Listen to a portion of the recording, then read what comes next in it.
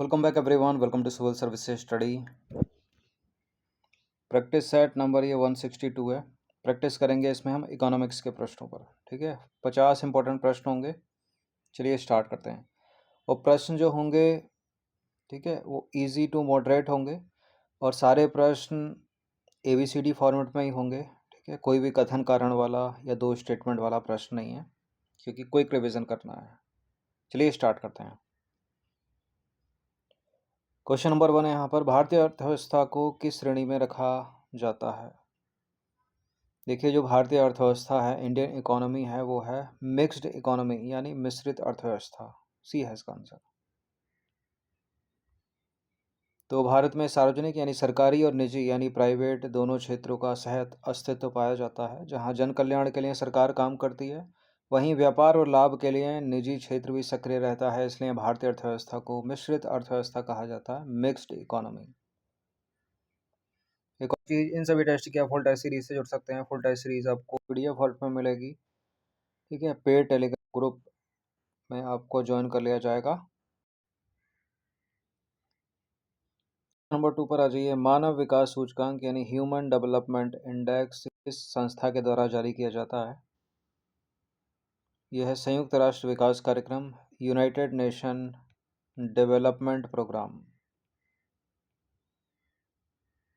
यानी संयुक्त राष्ट्र विकास कार्यक्रम द्वारा 1990 से हर साल मानव विकास रिपोर्ट प्रकाशित की जाती है। इस सूचकांक को पाकिस्तानी अर्थशास्त्री महबूब उल हक और भारतीय अर्थशास्त्री अमर्त्य सेन ने विकसित किया था। इसमें जीवन प्रत्याशा यानी लाइफ एक्सपेक्टेंसी, शिक्षा, ठीक है, यानी एजुकेशन, और प्रति व्यक्ति आय यानी पर कैपिटा इनकम को शामिल किया जाता है। ये भी याद रखिएगा किस किस को इसमें शामिल किया जाता है। भारत में राष्ट्रीय आय का आकलन सबसे पहले किसने किया था। सबसे पहले किया था दादा भाई नौरोजी ने। सी है इसका आंसर।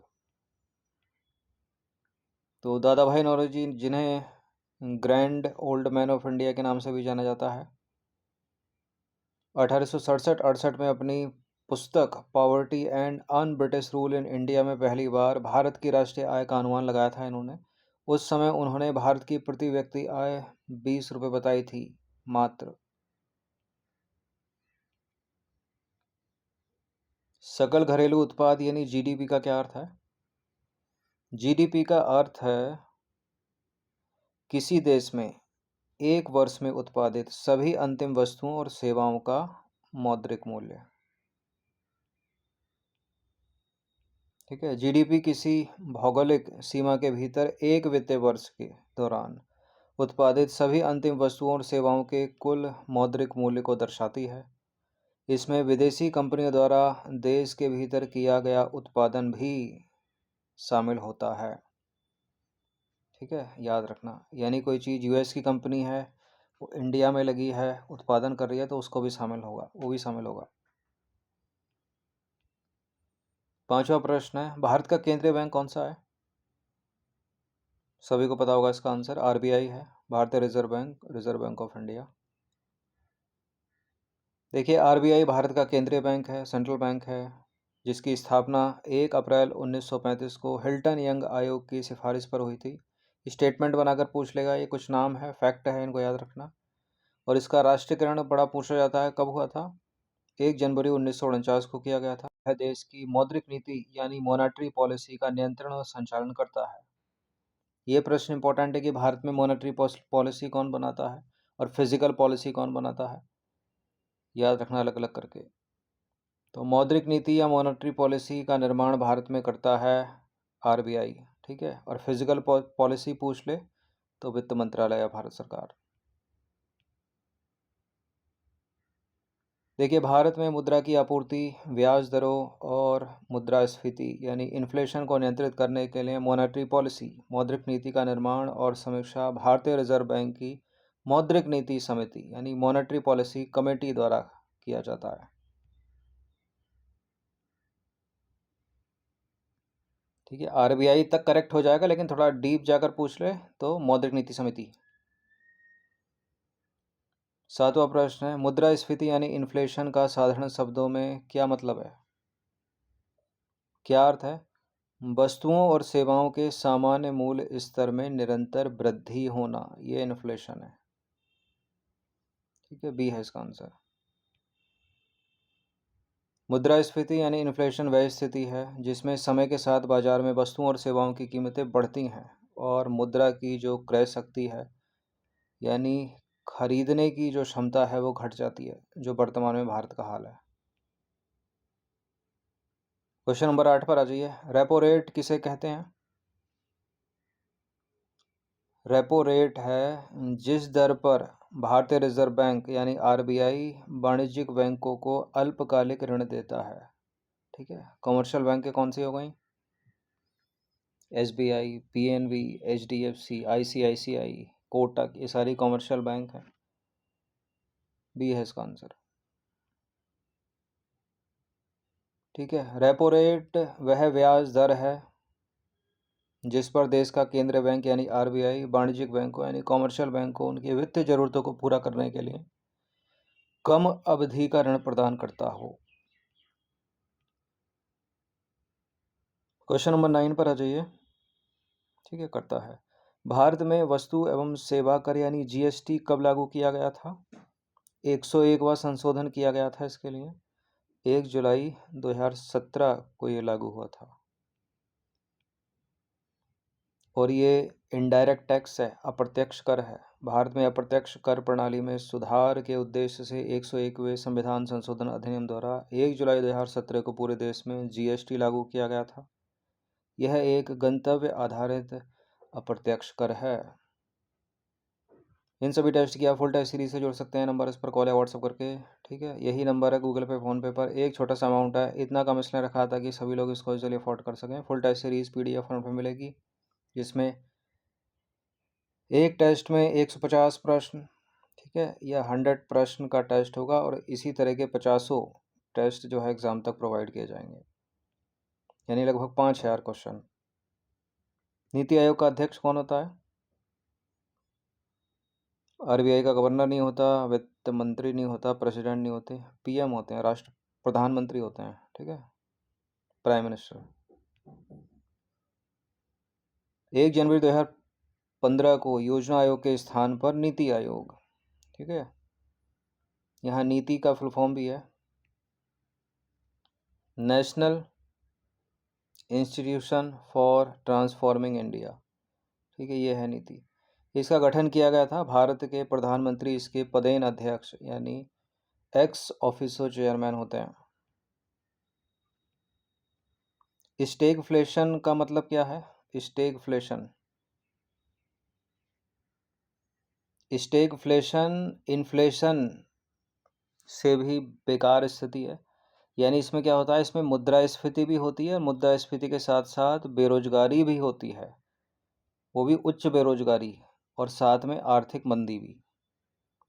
तो उच्च मुद्रास्फीति के साथ साथ आर्थिक मंदी और उच्च बेरोजगारी, हाई इन्फ्लेशन, ठीक है, और हाई अनएम्प्लॉयमेंट। स्टैगफ्लेशन एक ऐसी कठिन आर्थिक स्थिति है जिसमें बाजार में मुद्रास्फीति यानी महंगाई भी तेज होती है और साथ ही आर्थिक विकास दर धीमी होती है, हो जाता है, यानी मंदी आ जाती है उस देश में, और बेरोजगारी यानी अनएम्प्लॉयमेंट में भी वृद्धि होती है। प्राथमिक क्षेत्र यानी प्राइमरी सेक्टर के अंतर्गत निम्नलिखित में से कौन है? बैंकिंग तो तृतीय क्षेत्र है, परिवहन भी तृतीय क्षेत्र है, निर्माण उद्योग ये द्वितीय क्षेत्र है, सेकेंडरी है, कृषि एवं संबद्ध क्षेत्र ये प्राइमरी सेक्टर है, प्राथमिक क्षेत्र। देखिए, प्राथमिक क्षेत्र के अंतर्गत वे गतिविधियां आती हैं जो प्राकृतिक संसाधनों के सीधे उपयोग पर आधारित होती हैं, जैसे कि कृषि, वानिकी, मछली पालना, पशुपालन करना और खनन करना, ये सब प्राइमरी सेक्टर में है। जो निर्माण उद्योग है वो सेकेंडरी सेक्टर है यानी द्वितीय क्षेत्र है, और परिवहन, बैंकिंग ये सब टर्सरी यानी तृतीय क्षेत्र के अंतर्गत आते हैं। अब इसी से रिलेटेड ये प्रश्न है, तृतीय क्षेत्र यानी टर्सरी सेक्टर को अन्य किस नाम से भी जाना जाता है?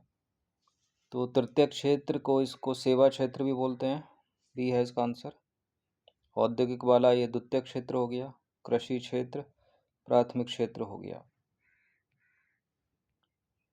देखिए, अर्थव्यवस्था के तीसरे क्षेत्र को सेवा क्षेत्र यानी सर्विस सेक्टर कहा जाता है। इसके अंतर्गत बैंकिंग, बीमा, परिवहन, शिक्षा, स्वास्थ्य, पर्यटन जैसी सेवाएं शामिल होती हैं, जो प्राथमिक और द्वितीयक क्षेत्रों को सहायता प्रदान करती हैं। प्रच्छन्न बेरोजगारी यानी डिसगाइज्ड अनएम्प्लॉयमेंट मुख्य रूप से किस क्षेत्र में पाई जाती है? उद्योग क्षेत्र में, कृषि क्षेत्र में, आईटी क्षेत्र में या बैंकिंग क्षेत्र में? डिसगाइज्ड अनएम्प्लॉयमेंट इम्पोर्टेंट है। ये प्रच्छन्न बेरोजगारी, इसमें श्रमिक की सीमांत उत्पादकता शून्य होती है और ये कृषि क्षेत्र में ज़्यादा देखने को मिलता है। जिस काम को 2 किसान, 4 किसान, 5 किसान कर सकते हैं, उसी काम में 10 से 12, 15 किसान लगे रहते हैं। ठीक है, प्रच्छन्न बेरोजगारी या छिपी हुई बेरोजगारी कहा जाता है। डिसगाइज्ड अनएम्प्लॉयमेंट इंग्लिश में कहा जाता है इसको। वह स्थिति है जहां किसी काम में आवश्यकता से अधिक लोग लगे होते हैं। यदि कुछ लोगों को उस काम से हटा भी दिया जाए तो उत्पादन पर कोई प्रतिकूल प्रभाव नहीं पड़ेगा। भारत के ग्रामीण कृषि क्षेत्र में यह अत्यधिक पाई जाती है। रुपए के प्रतीक चिन्ह की रूपरेखा किसने तैयार की थी? रघुराम राजन नहीं, वाई बी रेड्डी नहीं, सी रंगराजन नहीं। इसका उत्तर है doctor Uday Kumar, option number A. देखिए, भारतीय रुपए का नया प्रतीक चिन्ह ये जो है आईआईटी गुवाहाटी के professor doctor D Uday Kumar द्वारा डिज़ाइन किया गया था। भारत सरकार ने इसे 15 जुलाई 2010 को ऑफिशियली रूप से स्वीकार किया। भारत में पहली पंचवर्षीय योजना किस मॉडल पर आधारित थी? बहुत पूछा गया प्रश्न। हेरोल्ड डोमर मॉडल पर आधारित थी पहली वाली, और दूसरी महालनोबिस मॉडल पर। भारत की पहली यानी प्रथम पंचवर्षीय योजना 1951 से 1956 हेरोल्ड डोमर मॉडल पर आधारित थी। इस योजना में मुख्य रूप से कृषि और सिंचाई के विकास पर बल दिया गया था। दूसरी पंचवर्षीय योजना में किस क्षेत्र पर सबसे अधिक जोर दिया गया था? तो पहली में तो कृषि क्षेत्र पर और दूसरी में भारी उद्योग और औद्योगिकरण पर, इंडस्ट्रियलाइजेशन पर। बी है, सी है इसका आंसर। ठीक है, पांचवी में गरीबी उन्मूलन बहुत पूछा जाता है। दूसरी पंचवर्षीय योजना 1956 से 1961 पीसी महालनोबिस मॉडल पर आधारित थी और पहली वाली हो गई हेरोल्ड डोमर मॉडल पर। ठीक है, दूसरी पंचवर्षीय योजना में देश में बुनियादी और भारी उद्योगों के विकास पर विशेष ध्यान दिया गया था, जिसके तहत भिलाई, राउरकेला और दुर्गापुर में इस्पात संयंत्र स्थापित किए गए थे। लॉरेंज वक्र या लॉरेंज कर्व क्या दर्शाता है? ये इंपॉर्टेंट है, बहुत पूछा जाता है एग्जाम्स में। ये दर्शाता है आय में असमानता। सी है इसका आंसर। लॉरेंज वक्र का प्रयोग जो है किसी देश की जनसंख्या के बीच धन और आय के वितरण की असमानता को मापने के लिए किया जाता है। इसे 1905 में मैक्स ओ लॉरेंज ने विकसित किया था। भले ये सीरीज प्रैक्टिस हम यूपीपीएससी पीसीएस के नाम से कर रहे हो, लेकिन किसी भी स्टेट के पीसीएस के लिए इंपॉर्टेंट है ये सीरीज, जिसमें जीएस आती है, सभी में आती है। यूपी के लोअर पीसीएस के लिए भी इम्पोर्टेंट है। ठीक है, बीपीएससी के लिए बड़ी इंपॉर्टेंट है। थोड़ा डिले हो गया है। 19वां प्रश्न है, भारत में प्रत्यक्ष कर यानी डायरेक्ट टैक्स का उदाहरण कौन सा है? इसमें सिंपल है, इनकम टैक्स एक डायरेक्ट टैक्स है। बाकी उत्पाद शुल्क और सीमा शुल्क और बिक्री कर ये सब इनडायरेक्ट टैक्स हैं। प्रत्यक्ष कर, अप्रत्यक्ष कर ये पता होना चाहिए, इसके अंदर क्या क्या है वो सब पता होना चाहिए। मैच वैच करवा लेता है, ABCD बनाकर पूछ लेता है, या एक से अधिक स्टेटमेंट बनाकर पूछ लेगा कौन कौन से हैं, कौन कौन से नहीं हैं। प्रत्यक्ष कर वह कर है जिस व्यक्ति या संस्था पर लगाया जाता है उसी को इसका भुगतान करना होता है, जैसे कि आयकर। इसके अलावा निगम कर और संपत्ति कर ये सारे के सारे प्रत्यक्ष कर हैं।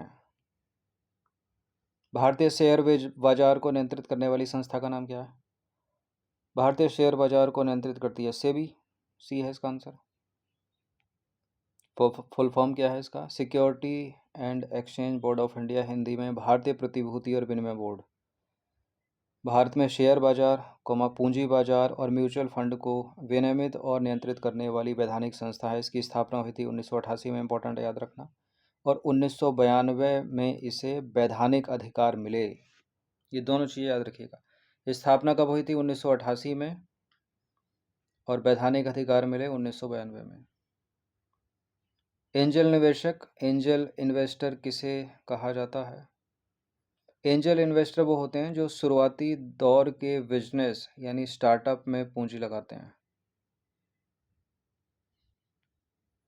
एंजल इन्वेस्टर वह धनी व्यक्ति होता है जो छोटे या नए उभरते व्यवसायों यानी स्टार्टअप्स को उनके शुरुआती चरणों में वित्तीय पूंजी प्रदान करता है, और इसके बदले वह आमतौर पर कंपनी में स्वामित्व की हिस्सेदारी लेता है। प्लास्टिक मनी का एग्जाम्पल क्या है? प्लास्टिक मनी क्या है? सोने के सिक्के हैं, डिमांड ड्राफ्ट है, कागजी नोट हैं, या क्रेडिट कार्ड, डेबिट कार्ड। ये credit card, debit card plastic money कहलाती है। देखिए, प्लास्टिक के बने क्रेडिट कार्ड, डेबिट कार्ड और स्मार्ट कार्ड जिनका उपयोग वित्त लेन देन के लिए नकदी के विकल्प के रूप में किया जाता है, उन्हें प्लास्टिक मनी कहा जाता है। और इन सभी में जो सबसे सुरक्षित, ठीक है, कम हेडेक वाली जो प्लास्टिक कार्ड है वो डेबिट कार्ड ही है। ठीक है, जो माइग्रेन तक, ठीक है, ये आपको बर्बाद कर सकती है, वो क्रेडिट कार्ड है। ठीक है, बहुत ही बुरा ट्रैप है ये क्रेडिट कार्ड। क्वेश्चन नंबर 23 पर आ जाइए। रिवर्स रेपो रेट बढ़ाने का बाजार पर क्या प्रभाव पड़ता है? रिवर्स रेपो रेट बढ़ा दिया तो इसका मतलब यह है कि बाजार से तरलता कम हो गई। ठीक है, लिक्विडिटी कम हो गई। बी है इसका आंसर। रिवर्स रेपो रेट वह दर है जिस पर वाणिज्यिक बैंक अपना अतिरिक्त पैसा आरबीआई के पास जमा करते हैं। जब आरबीआई इस दर को बढ़ाता है तो बैंक अपना पैसा बाजार में उधार देने के बजाय आरबीआई के पास जमा करना बेहतर समझते हैं, जिससे बाजार से अतिरिक्त तरलता वापस आ जाती है। तरलता यानी लिक्विडिटी, पैसा। आर्थिक क्षेत्र में नाबार्ड की स्थापना मुख्य रूप से किसके लिए की गई थी? शहरी उद्योगों के विकास हेतु, कृषि और ग्रामीण विकास हेतु, विदेशी व्यापार को बढ़ावा देने के लिए, या शेयर बाजार को नियंत्रित करने हेतु? कृषि और ग्रामीण विकास हेतु। देखिए, राष्ट्रीय आय और ग्रामीण विकास बैंक यानी नाबार्ड की स्थापना 12 जुलाई 1982 को हुई थी। एग्जैक्ट डेट के साथ याद रखिएगा। ठीक है, यह देश में कृषि, लघु उद्योगों और ग्रामीण बुनियादी ढांचे के विकास के लिए ऋण सुविधाएं उपलब्ध कराने वाली सीड्स वित्तीय संस्था है ये। ठीक है, कृषि, लघु उद्योगों और ग्रामीण बुनियादी ढांचे के विकास के लिए ऋण उपलब्ध कराने वाली सीड्स वित्तीय संस्था। गिल्ट एज्ड मार्केट का संबंध किससे है? गिल्ट एज्ड बाजार का संबंध है सरकारी प्रतिभूतियों के बाजार से। ठीक है, गवर्नमेंट सिक्योरिटीज।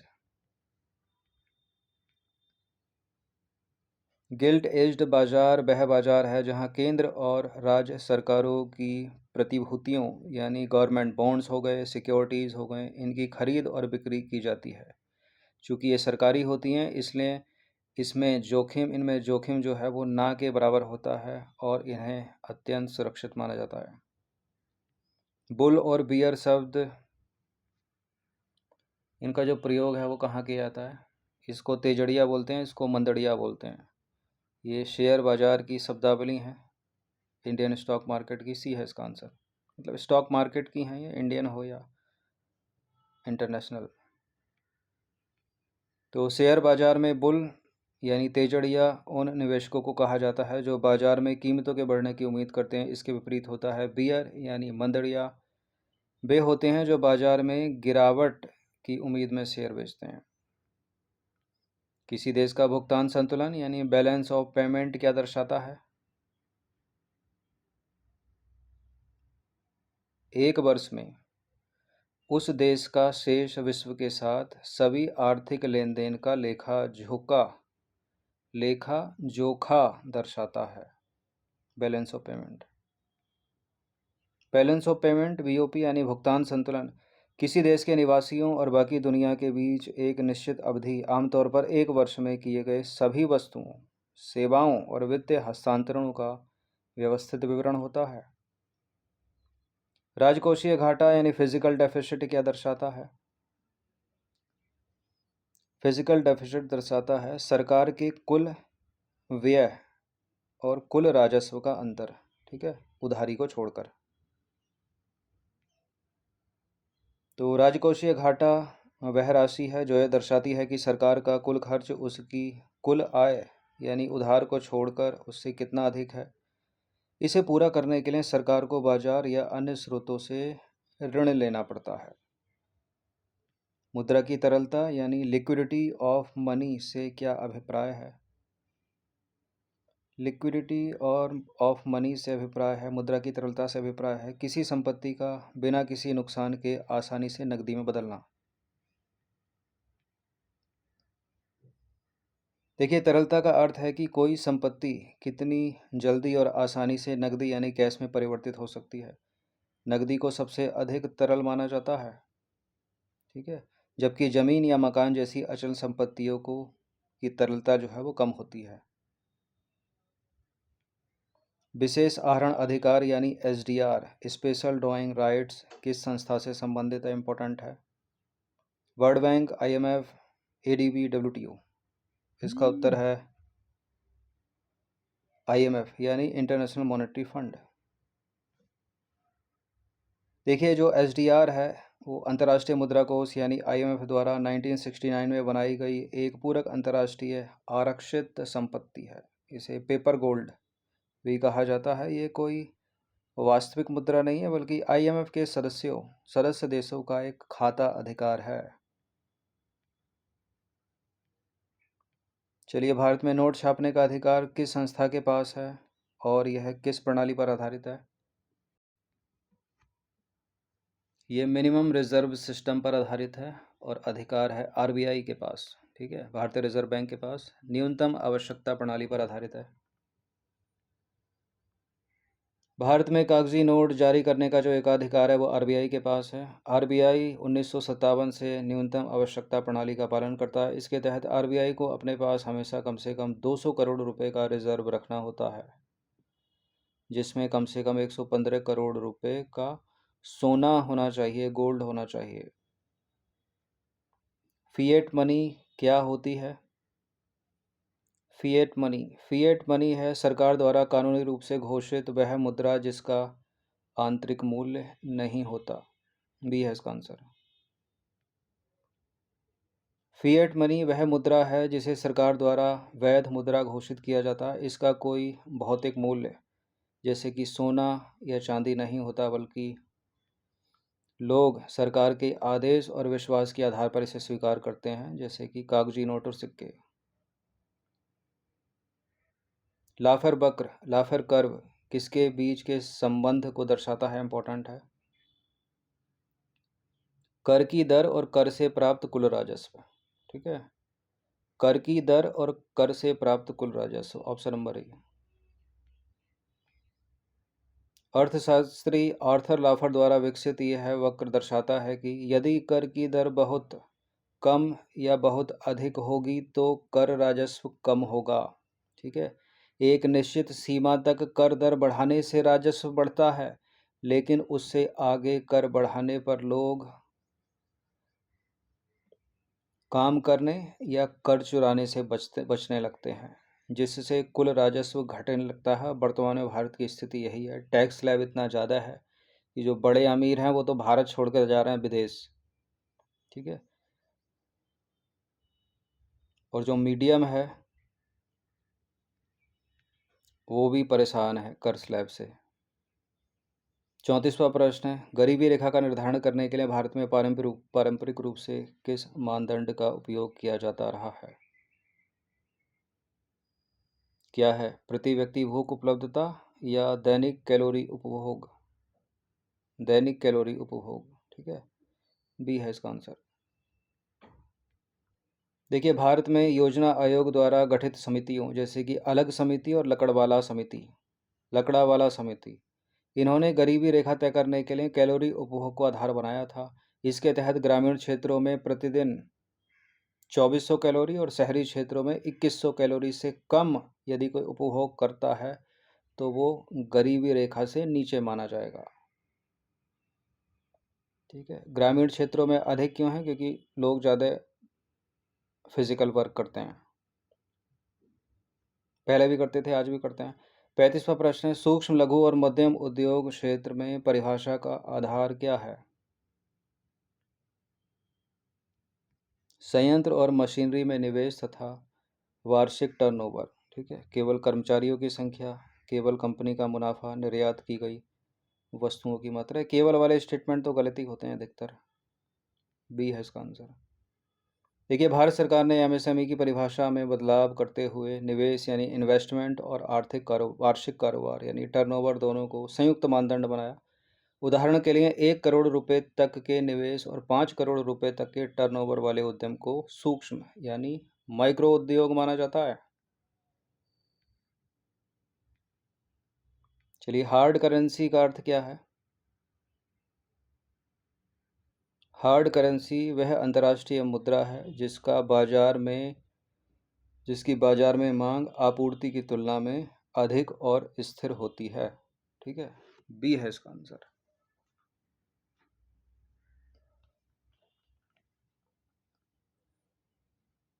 तो हार्ड करेंसी उन देशों की मुद्राओं को कहा जाता है जो वैश्विक स्तर पर स्वीकार्य होती हैं और जिनकी अर्थव्यवस्था मजबूत और स्थिर होती है, जैसे अमेरिकी डॉलर, यूरो, जापानी येन और ब्रिटिश पाउंड। ठीक है, भारत का रुपया नहीं है इसमें दूर दूर तक। अवमूल्यन का मुख्य उद्देश्य क्या होता है? डीवैल्यूएशन। डीवैल्यूएशन है कि निर्यात को बढ़ा दीजिए और आयात को कम कर दीजिए या हतोत्साहित कर दीजिए। ठीक है, यानी हमारे देश में जो चीज़ें बन रही हैं वो दूसरे देश में भेजो, दूसरे देशों की जो निर्भरता है चीज़ों की वो कम कर दो। जब कोई देश अपनी मुद्रा का आधिकारिक मूल्य विदेशी मुद्राओं की तुलना में जानबूझकर कम कर देता है, उसे अवमूल्यन कहते हैं। इससे विदेशी खरीदारों के लिए उस देश की वस्तुएं सस्ती हो जाती हैं, जिससे निर्यात जो है बढ़ेगा और आयात जो है वो घटेगा। एंजल टैक्स क्या होता है? हाँ, किस पर लगाया जाता है एंजल टैक्स? एंजल टैक्स गैर सूचीबद्ध कंपनियों द्वारा जुटाई गई अनधिकृत पूंजी पर लगता है एंजल टैक्स। जब कोई अनलिस्टेड स्टार्टअप कंपनी अपने शेयरों को उनके फेयर मार्केट वैल्यू से अधिक कीमत पर निवेशकों को बेचकर पूंजी जुटाती है तो उस अतिरिक्त राशि को आय मानकर उस पर टैक्स लगाया जाता है, जिसे एंजल टैक्स कहते हैं। विश्व व्यापार संगठन डब्ल्यूटीओ का मुख्यालय कहाँ पर है? बड़ा ही आसान सा प्रश्न है, सभी को पता होगा इसका उत्तर। स्विट्जरलैंड के जिनेवा में। देखिए, विश्व व्यापार संगठन यानी डब्ल्यूटीओ की स्थापना 1 जनवरी 1995 को गाट के नाम के स्थान पर की गई थी। इसका मुख्यालय है जिनेवा के स्विट्जरलैंड में और यह संगठन अंतर्राष्ट्रीय व्यापार के नियमों को तय करता है और सदस्य देशों के बीच व्यापारिक विवादों का निपटारा करता है। स्टेटमेंट बनाकर पूछ सकता है, इसका काम है। सकल राष्ट्रीय उत्पाद यानी जीएनपी और सकल घरेलू उत्पाद यानी जीडीपी के बीच मुख्य अंतर क्या है? मुख्य अंतर है विदेशों से प्राप्त शुद्ध साधन आय यानी नेट फैक्टर इनकम अवॉर्ड का। बी है इसका आंसर। तो जीएनपी में देश के निवासियों द्वारा देश के भीतर और बाहर अर्जित कुल आय शामिल होती है, जबकि जीडीपी में विदेशों से प्राप्त शुद्ध साधन आय को जोड़ दिया जाता है तो जीएनपी प्राप्त होता है। यानी देशवासियों द्वारा विदेश में कमाई आय घटा विदेशियों द्वारा देश में कमाई आय। इन सभी टेस्ट की आप फुल टेस्ट सीरीज से जुड़ सकते हैं नंबर इस पर कॉल या व्हाट्सअप करके। फुल टेस्ट सीरीज आपको पीडीएफ फॉर्मेट में मिलेगी, पेड टेलीग्राम ग्रुप में आपको ज्वाइन कर लिया जाएगा। अब आ जाइए, अगला प्रश्न है फिलिप कर्व यानी फिलिप वक्र किन दो आर्थिक चरों के बीच संबंध को दर्शाता है? ये भी इंपॉर्टेंट है। फिलिप, यह है मुद्रास्फीति की दर और बेरोजगारी दर। ठीक है, यानी इन्फ्लेशन और अनएम्प्लॉयमेंट साथ में। A.W. फिलिप्स द्वारा प्रतिपादित यह सिद्धांत दर्शाता है कि मुद्रास्फीति यानी इन्फ्लेशन और बेरोजगारी यानी अनएम्प्लॉयमेंट के बीच व्युत्क्रमानुपाती यानी विपरीत संबंध होता है। अर्थात जब इन्फ्लेशन अधिक होती है तो बेरोजगारी कम होती है, और जब बेरोजगारी कम होती है तो जब मुद्रास्फीति कम होती है तो बेरोजगारी अधिक होती है। खुले बाजार की क्रियाएं यानी ओपन मार्केट ऑपरेशंस किस नीति का हिस्सा है? ये आरबीआई करती है। तो आरबीआई का काम मॉनेटरी पॉलिसी या फिजिकल पॉलिसी है? मॉनेटरी पॉलिसी, मौद्रिक नीति।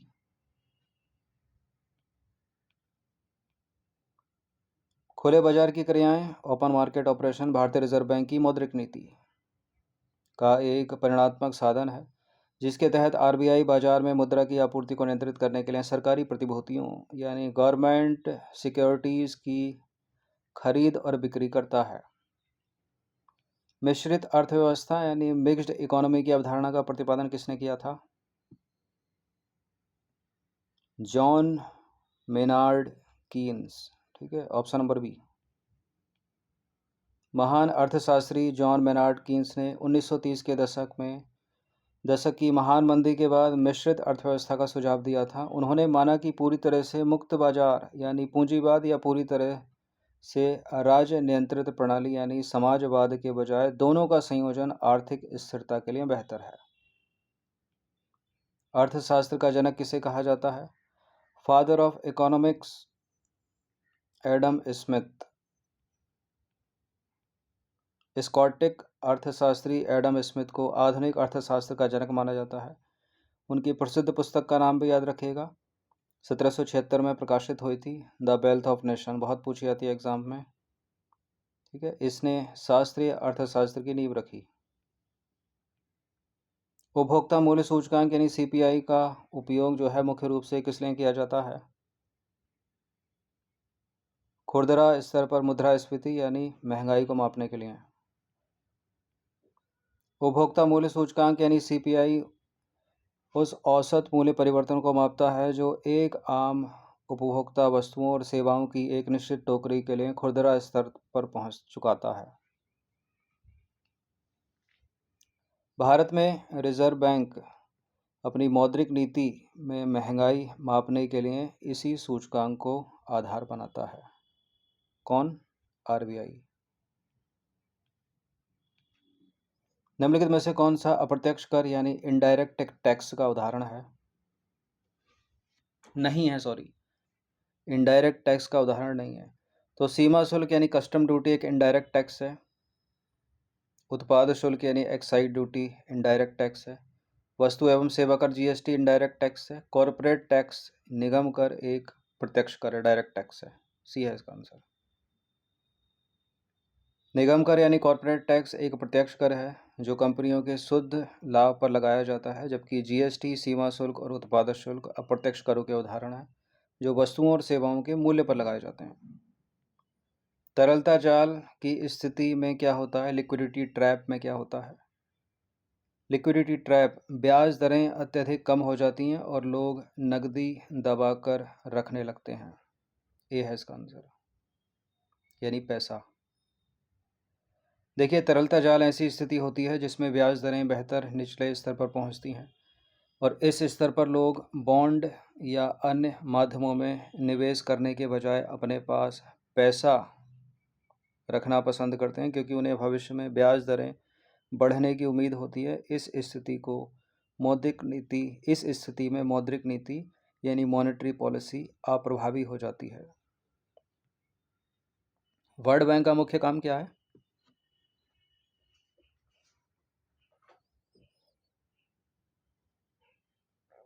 विश्व बैंक अल्पकालिक भुगतान या फिर दीर्घकालिक? दीर्घकालिक। ठीक है, विकासशील देशों को विकास कार्य और बुनियादी ढांचों के लिए दीर्घकालिक ऋण देना। विश्व बैंक का मुख्य उद्देश्य है विकासशील और गरीब देशों में गरीबी को कम करना और सतत विकास को बढ़ावा देना। इसके लिए यह लंबी अवधि, याद रखना, लंबी अवधि के लिए कम ब्याज दर पर ऋण और वित्तीय सहायता प्रदान करता है। हॉट मनी से क्या आप समझते हैं? हॉट मनी जाली या नकली मुद्रा नहीं है। हॉट मनी वह धन जिस पर भारी मात्रा में टैक्स लगाया गया हो नहीं है हॉट मनी। सरकार द्वारा आपातकाल में जारी की गई मुद्रा नहीं है हॉट मनी। वह धन जो बहुत तेजी से एक देश से दूसरे देश में उच्च लाभ या ब्याज के लिए स्थानांतरित होता है हॉट मनी।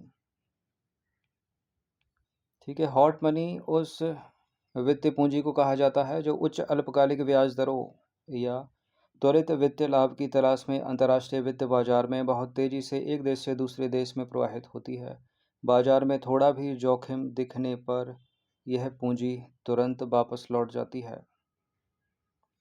50वां प्रश्न और अंतिम प्रश्न है, अर्थव्यवस्था में सर्कुलर फ्लो ऑफ इनकम यानी आय का चक्रीय प्रवाह किन दो इकाइयों के बीच होता है? सरकार और बैंक, विदेशी बाजारों, घरेलू बाजार, कृषि और उद्योग क्षेत्र, घरेलू क्षेत्र यानी हाउसहोल्ड और बिजनेस या फर्म, घरेलू क्षेत्र और व्यवसाय या firm. Circular flow of income घरेलू क्षेत्र और फर्म के बीच होता है, यानी हाउस होल्ड और बिजनेस या फर्म। देखिए, सरल अर्थव्यवस्था में आय का चक्रीय प्रवाह दो स्तंभों घरेलू क्षेत्र और व्यावसायिक फर्मों के बीच होता है। घरेलू क्षेत्र फर्मों को उत्पादन के साधन जैसे कि श्रम, पूंजी और भूमि प्रदान करते हैं और बदले में मजदूरी या ब्याज पाते हैं। वहीं फर्म या व्यावसायिक फर्म वस्तुओं और सेवाओं का उत्पादन कर उन्हें घरेलू क्षेत्र को बेचती हैं। तो इस तरह से चलता है ये। तो ये अर्थव्यवस्था के इकोनॉमिक्स के 50 इंपॉर्टेंट प्रश्न की हमने प्रैक्टिस की, क्विक रिवीजन किया। ठीक है, इंपॉर्टेंट है किसी भी एग्ज़ाम के लिए, प्रैक्टिस कर लेना। ठीक है, इन सभी टेस्ट का फुल टेस्ट सीरीज से जुड़ सकते हैं।